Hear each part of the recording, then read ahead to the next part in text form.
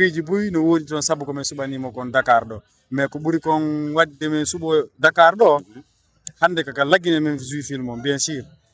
mais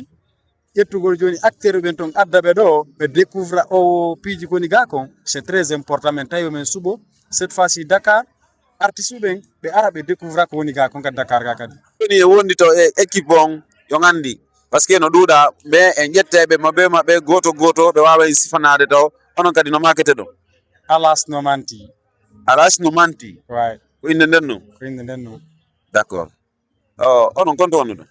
ni ko Conakry moni Conakry on Conakry d' accord kono gaddi on ɗo bon ko addi men ɗo ko projection o film men juuno depuis janvier yawtunoɗo min gari yaltingol mo hannde ara ko ɗoni ko addi men Dakar arɗon Dakar ga yaltingol mo Dakar ɗo ko ɗum sumani ɗon Dakar accu ɗon Guinée commen bon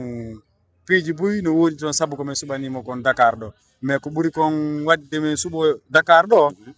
hande kaka laggine min jui film o bien sûr mais ƴettugol joni acteur ɓen toon addaɓe ɗo ɓe découvre o piiji koni ga kon c'est très important min tawi min suɓo cette fois ci Dakar artiste uɓen ɓe ara ɓe découvre ko woni ga kon kadi Dakar ga kadi par ce que buy andi ko ɗum woni Dakar joni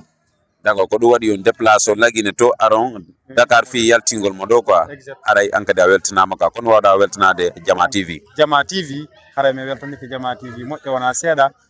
ɓe ari kon ɗo ɓe jonni men doole fi yaltingol o chéri amen haray ɓe weltana foto wona seeɗa famɓe ɓe fof kadi ɓe salmina haray kadi si événement ngol lanni eɓe yewka chaîne YouTube Koto Diaw ɓe daara film o haray ko golle moƴƴe woni nder toon